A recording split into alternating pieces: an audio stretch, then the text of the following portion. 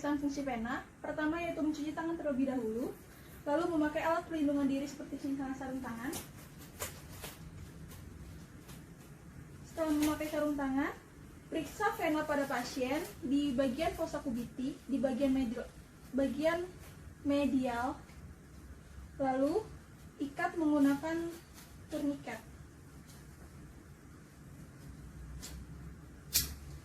Dan kencangkan tourniquet. Jika vena masih belum terlihat, biarkan pasien mengepal-ngepalkan tangannya sampai vena terlihat jelas. Setelah itu, bersihkan vena menggunakan alkohol 70% secara sirkuler. Lalu, siapkan spuit untuk mengambil darah.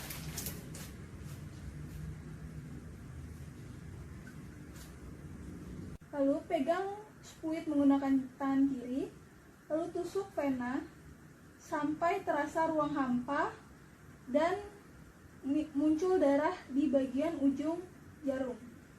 Setelah itu, fiksasi lalu lepas tourniquetnya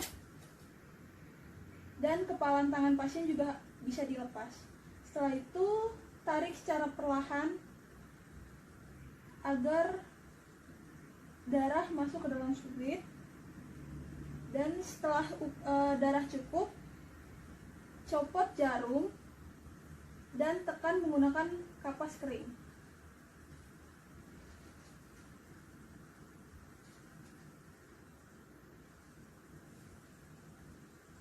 Tutup jarum, lepas jarumnya, lalu masukkan ke tempat yang berisi EDTA. Lalu kocok-kocok sampai homogen. Setelah itu, pasang plester kepada pasien.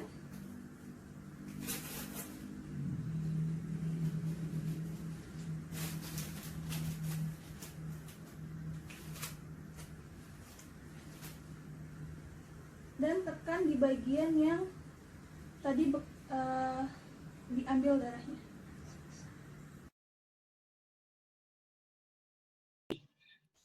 Yang pertama yaitu siapkan dulu alat dan bahannya terlebih dahulu. Pertama itu kita sediakan hemometer, di mana di dalamnya itu terdapat pipet, calibration tube, komparator blok, dan ada pipet sahli juga. Lalu juga jangan lupa sediakan HCl 0,1N dan juga Aquades. Untuk cara pemeriksaannya, pertama masukkan larutan HCl 0,1N ke dalam tabung sampai batas angka 2. Lalu selanjutnya masukkan tabung ke dalam komparator HB. Lalu darah yang sudah disiapkan, bisa dari darah kapiler maupun darah dari fungsi pena, itu diambil menggunakan pipet sahli sebanyak 20 unit per liter atau sekitar 0,02 ml. Dan selanjutnya dimasukkan ke dalam tabung komparator HB. Nah, pada ini saat kita tarik, jadi saat kita keluarkan darahnya, bisa juga tarik dulu perlahan, lalu keluarkan lagi, agar darah yang di dalam HB sahli, di dalam pipet sahli itu bersih. Lalu, aduk menggunakan batang pengaduk, dan tunggu selama 10 menit. Setelah itu, masukkan ke dalam Aquades dan lihat berapa tinggi HB pada pada komparator meter tersebut. Nah, hasilnya itu untuk penghitungan HB itu dia harus bulat. Jadi, 0,0, 0,5 ataupun langsung 10.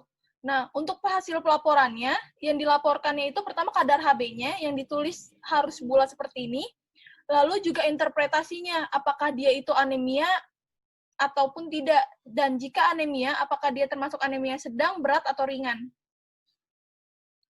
Selanjutnya untuk morfologi sel darah. Untuk sel darah, itu pertama itu dia berasal dari hemositoblast. Nah, nanti dia itu bisa berkembang menjadi proerythroblast, myeloblast, limfoblast, monoblast, dan megakaryoblas, atau bisa disebut dengan sel blast. Nah, pada sel ini, dia itu akan berkembang menjadi bagian-bagian yang sel-sel darah merah, sel-sel darah yang dibutuhkan oleh tubuh, seperti misalnya eritrosit, limfosit, lalu leukosit, dan juga trombosit. Nah, untuk leukosit itu sendiri, dia itu dibagi menjadi dua, yaitu ada yang bergranul dan non bergranul. Kalau yang bergranul itu dia itu ada basofil, eosinofil, dan neutrofil. Sedangkan yang non granul itu ada limfosit dan monosit.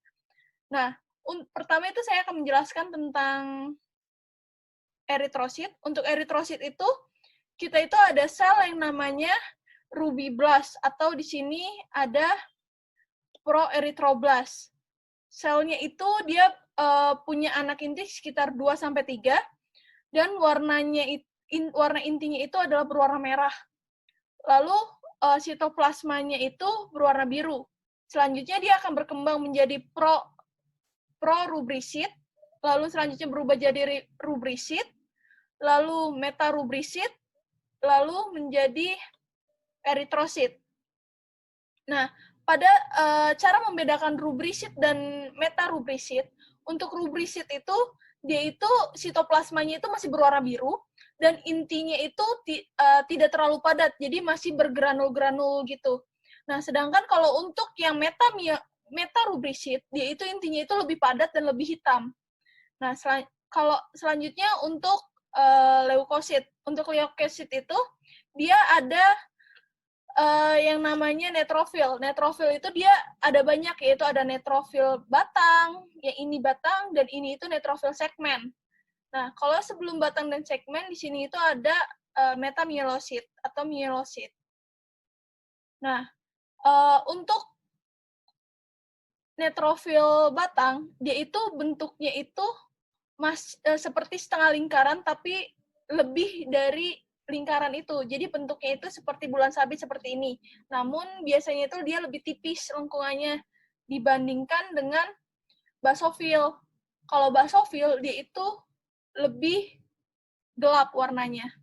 Nah, selanjutnya untuk segmen dia itu sudah mulai terbentuk lobus-lobus. Biasanya lobusnya itu 3-5. Nah, jika terjadi hipersegmentasi, yaitu lobusnya itu lebih dari 5. Itu biasanya terjadi karena adanya keganasan atau infeksi berat.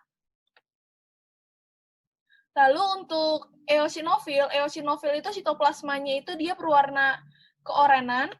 Nah, lalu biasanya itu dia ada granul-granul yang sama besar dan juga menutupi inti sel.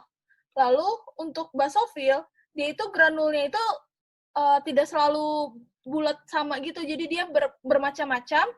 Lalu biasanya granul itu berwarna agak kehitaman dan menutupi si inti selnya. Sedangkan untuk monosit itu dia itu bentuknya itu khas karena dia besar, lalu juga sitoplasmanya itu agak keabu-abuan. Dan biasanya di sini ada vakuol-vakuolnya gitu. Jadi kelihatannya seolah-olah intinya itu besar. Lalu ini ada limfosit. Limfosit itu biasanya intinya itu hitam pekat dan ukurannya itu sama-sama neutrofil, basofil, eosinofil, atau monosit. Nah, untuk megakaryoblas, biasanya itu bentuknya itu lebih besar dan sitoplasmanya itu tidak beraturan. Nanti dia itu kalau misalnya dia sudah pecah, dia akan berkembang menjadi platelet ataupun yang namanya trombosit. Oke, terima kasih.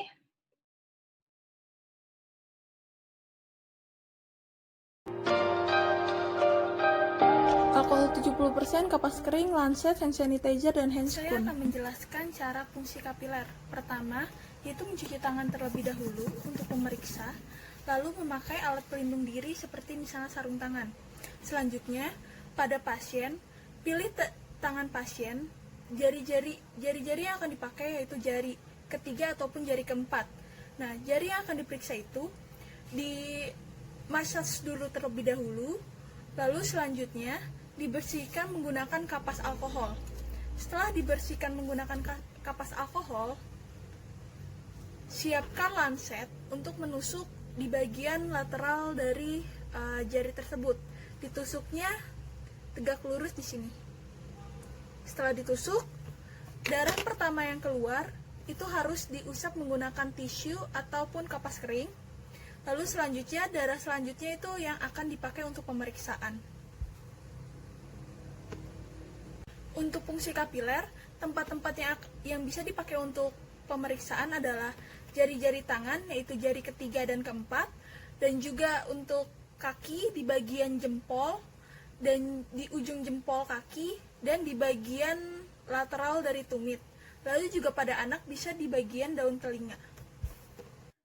Saya akan menjelaskan tentang hapusan darah tepi. Untuk alat dan bahannya, itu ada metanol yang berfungsi sebagai fiksasi untuk preparatnya, dan juga untuk pewarnaannya bisa menggunakan bright ataupun dimsa. Dua ini kita bisa pilih salah satunya. Lalu disediakan juga objek glass dan cover glass.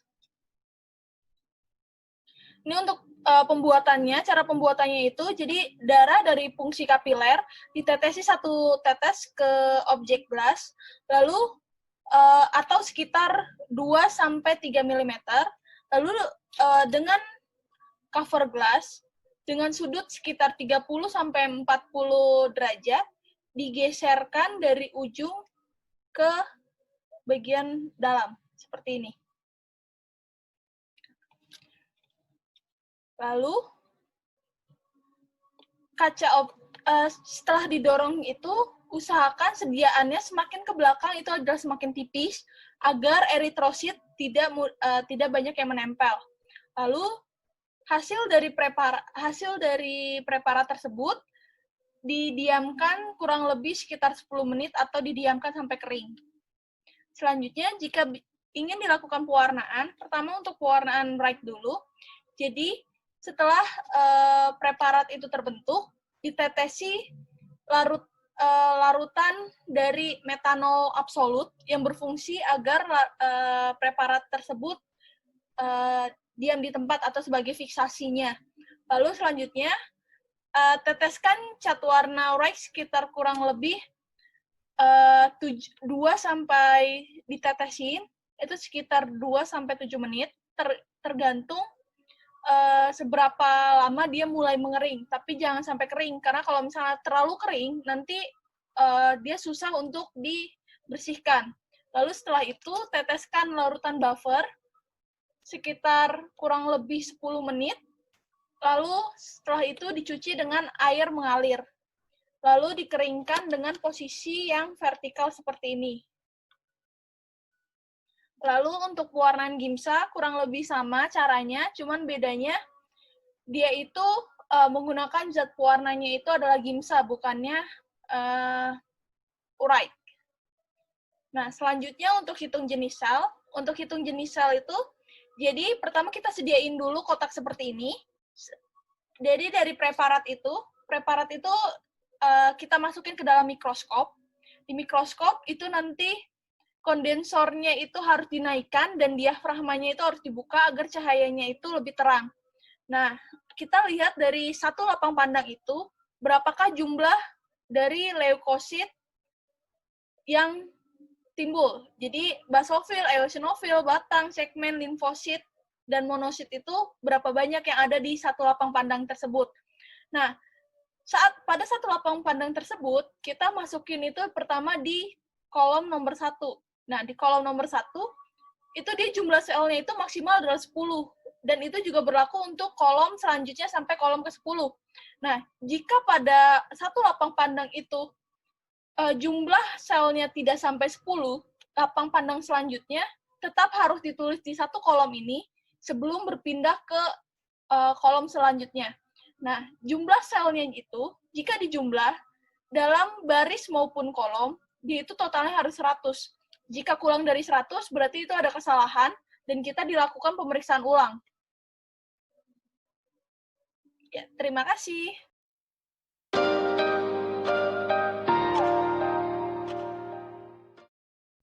Untuk alat dan bahannya ada blood lancet, kertas saring, stopwatch, dan manset tensimeter atau sphygmomanometer. Saya akan melakukan pemeriksaan massa perdarahan menggunakan cara IV. Pertama yaitu mencuci tangan terlebih dahulu, lalu memakai alat pelindung diri seperti sarung tangan,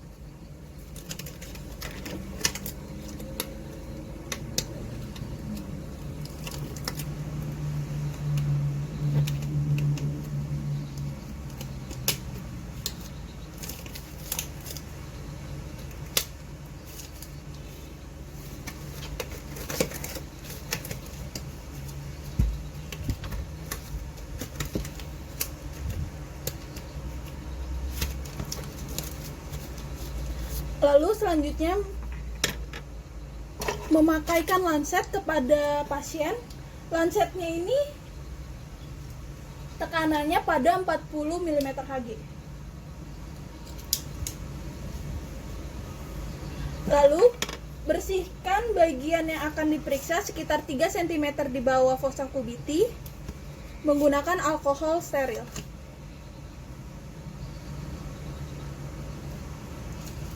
Lalu tusuk menggunakan blood lancet.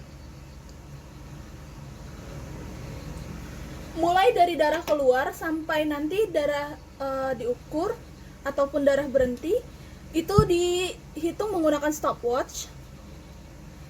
Lalu saring menggunakan kertas saring setiap 30 detik sampai darah tersebut berhenti. Dari hasil tes IV ini diketahui bahwa terdapat 7 tetes dari darah. Hasil dari kertas saring tersebut, lihat apakah darah tersebut ada yang lebar diameternya itu lebih dari 5 mm. Jika tidak ada yang lebih dari 5 mm, tanda tes tersebut dinyatakan tidak valid dan harus dilakukan tes ulang. Lalu untuk interpretasinya, nanti dihitung berapa banyak lingkaran yang terbentuk. Lalu setiap lingkaran itu dikali 30 detik. Nah, hasilnya itu untuk normalnya yaitu 1-6 menit. Untuk alat dan bahannya ada hand sanitizer, alkohol 70%, kapas kering, tourniquet, handscoon, 4 tabung serologi, spuit, dan stopwatch. Pemeriksaan massa pembekuan darah menggunakan cara Lee and White. Pertama yaitu melakukan fungsi vena terlebih dahulu, yaitu dengan mencuci tangan terlebih dahulu. Lalu, memakai alat pelindungan diri seperti sarung tangan.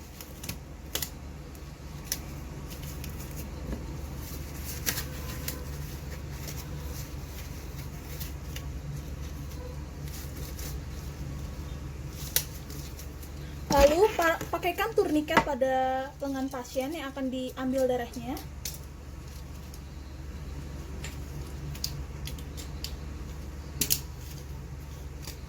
Kencangkan, lalu suruh pasien mengepal-ngepalkan tangannya sampai vena terlihat. Setelah vena terlihat, bersihkan menggunakan alkohol 70%. Lalu ambil darahnya menggunakan spuit 5 cc.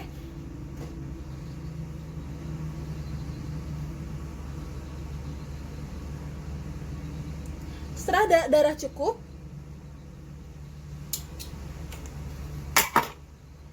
copot perlahan spuit dengan menekan menggunakan kapas kering.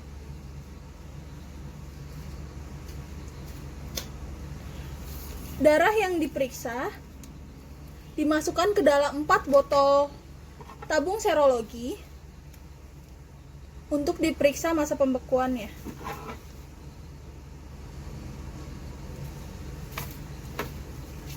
Lalu, dari 4 tabung tersebut, kita cek dulu tabung pertama.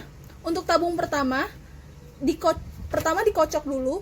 Jangan lupa saat darah mulai keluar di spuit, itu stopwatch sudah mulai ditekan. Lalu, darah dikocok-kocok. Dikocok-kocoknya itu digoyang-goyangkan seperti ini saja. Lalu lihat seberapa lama dia itu akan menggumpal. Setelah darah sudah menggumpal, catat di kertas pencatatan berapa lama waktu yang dibutuhkan. dan dilakukan juga untuk tabung-tabung berikutnya. Setelah tabung keempat sudah didapatkan hasil-hasilnya, dari hasil tabung kedua, ketiga, dan keempat dijumlahkan lalu dihitung menjadi 3 untuk interpretasi berapa lama masa pembekuan darah tersebut. Dan hasilnya jika sekitar 9-15 menit berarti itu masih normal.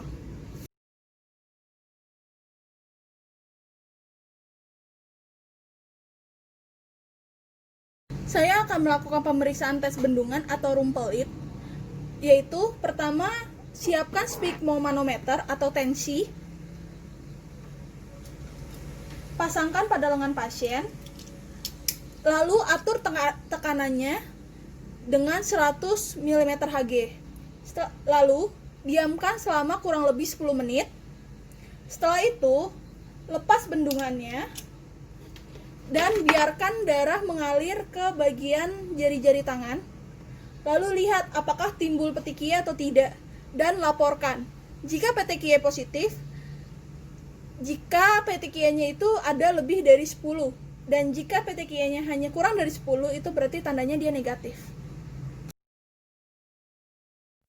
Untuk alat dan bahannya ada antiserum A, B, AB, dan antiresus. Saya akan melakukan pemeriksaan golongan darah. Pertama yaitu siapkan terlebih dahulu kertas golongan darah seperti ini. Lalu isi dengan identitas pasien, yaitu ada nama, umur, dan alamat. Lalu selanjutnya ambil darah dari fungsi kapiler pasien. Setelah diambil, masukkan 1 tetes darah di masing-masing kotak, yaitu ada 4 kotak. Yang kotak pertama diteteskan dengan antiserum A, kotak kedua yaitu diteteskan dengan antiserum B, kotak ketiga diisi dengan antiserum AB, dan kotak keempat diisi dengan antiresus. Setelah itu, aduk menggunakan alat pengaduk yang berbeda agar tidak tercampur antara antiserum A, B, AB, dan antiresus. Nah, selanjutnya tunggu beberapa saat sampai hasil muncul. Setelah hasil seperti ini muncul, di sini yang pertama yaitu pada antiserum A, dia itu terlihat aglutinasi. Dan pada antiserum B tidak tampak aglutinasi, dan pada anti-AB dia tampak aglutinasi, dan pada antiresus dia juga tampak aglutinasi. Lalu di sini dapat disimpulkan bahwa golongan darah pada pasien tersebut adalah golongan darah A dengan resus positif. Sekian.